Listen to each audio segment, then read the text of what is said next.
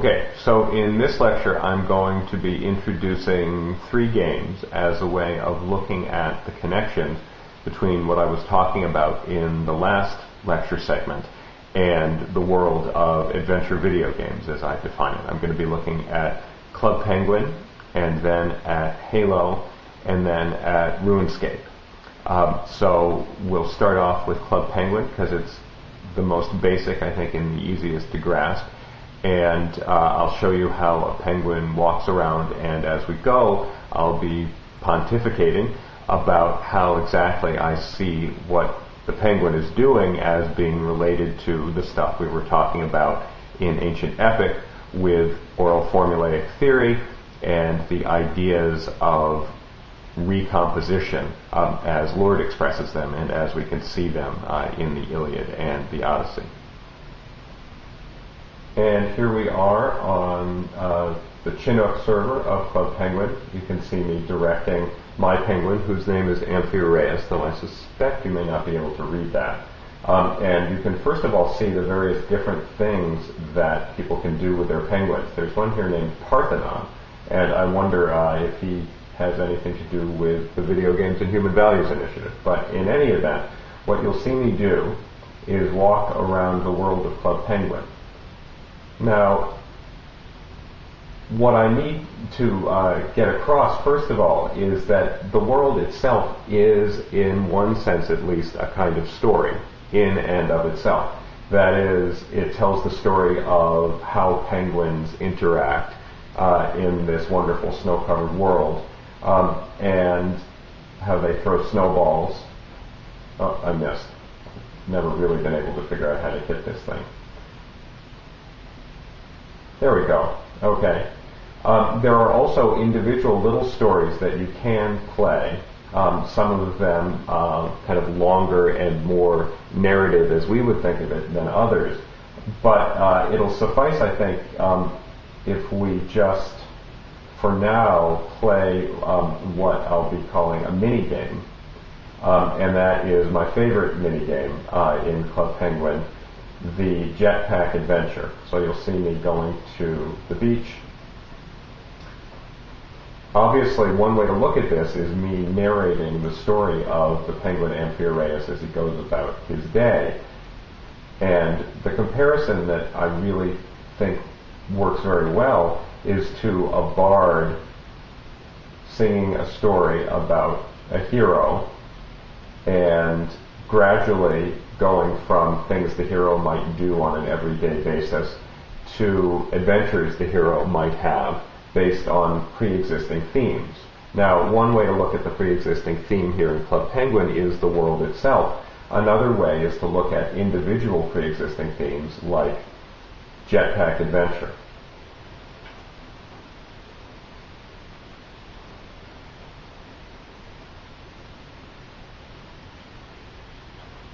So obviously, I'm gathering coins. There's some extra fuel there. And obviously, no matter how hard I tried, I couldn't play this the same way twice. Now, you might think of this little narrative here as being rather meager, it just being a scenario of a penguin flying a jetpack. But in fact, the longer you go on with this scenario, the more you realize that there is in fact a story here, a mission that we won't get to the end of right now, but which will eventually take you all the way into a deep, dark cave where you need to accomplish the task of finishing the adventure. Oh, these windmills are bad news. Alright, let's see if I can get down here. Now, another thing to say is that I'm playing it more or less the same way I've played it many times before, but as I said, not exactly the same way, which is a really good approximation of the way the bards would have sung their stories. Once they had a good way to sing their story, they would have kept singing it that way in order to entertain their audience as best they could. And then when they found a better way to sing the story, they would incorporate that. But again, the basic idea, which in video games tends to be called interactivity, is the most important thing. That in fact, I have control over the way this story gets told. I have control over my character. who really in this game is not so much an avatar as a character. All right, let me bring this to an end by making a mistake. Uh-oh. All right, oh look, 10 coins there. Oh no. All right.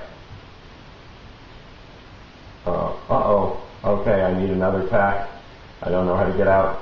All right, and that's the end of my story. And you can tell that there's a narrative here. The penguin landed safely on the ground. So I hope this Club Penguin introduction has also introduced you to the very most basic level of the comparison I'm making. And as I've said before, the comparison will get much more complex as we go along. Next up, the game Halo. Okay, we're loading into the game Halo 2. This is towards the beginning of Halo 2, and what I'm going to show you is a segment in which the main character, controlled by me, famously known as the Master Chief, saves the station, or at least a part of the segment where he saves the space station on which he is currently located. And what I'm going to show you here is the same sort of interactive flexibility you saw with Club Penguin, but with a content, but with a kind of content that isn't there in Club Penguin. And this is the content which is sometimes called the violent content of video games. But what I'm going to try to call attention to here is how closely related it is to the content that we find in the Iliad and the Odyssey, and that you know about from having at least read the summaries that I asked you to read about what the Iliad and the Odyssey are about.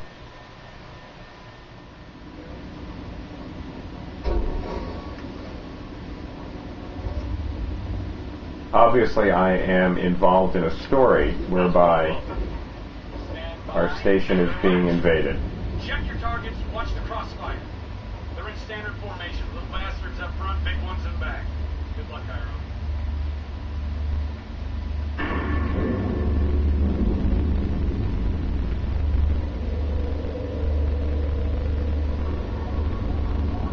Feel the fire on that bulkhead. As soon as that door opens, let them have it.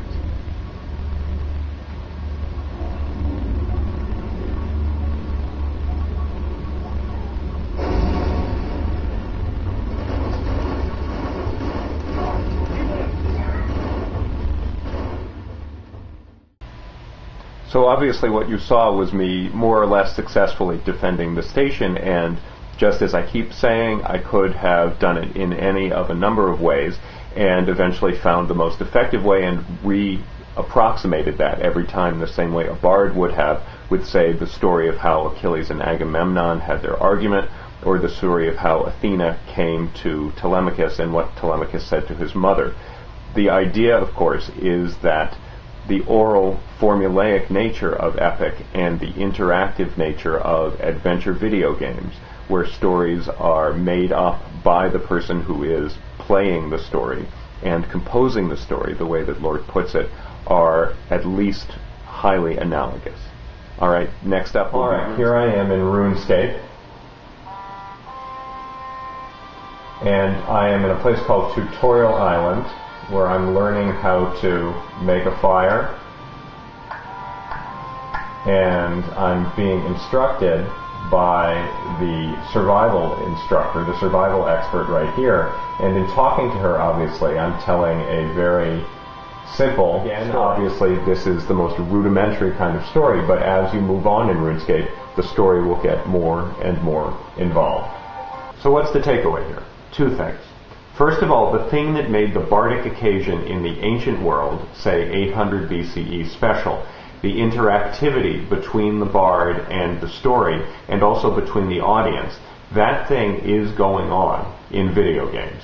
It's being done with a different technology, obviously, but what I'm going to be arguing is that the sameness between the two, the idea that you make up the story as you go along based on an outline, a theme of a story that's given to you, that's the same. The second thing to take away is that that technology, or those two technologies, that way of telling a story, leads to certain conclusions about the kinds of story that are being told. And that we saw most importantly in the Halo clip, where the story of military glory is something that we know from the Iliad, and now we also see it not only in Halo, but in a whole slew of other games. And these are the games that people tend to be most worried about if they're worried about video games. And so part of our investigation is going to be trying to figure out whether the Iliad and the Odyssey can tell us anything about the significance and the meaning and the potential, maybe, of these games in our culture today.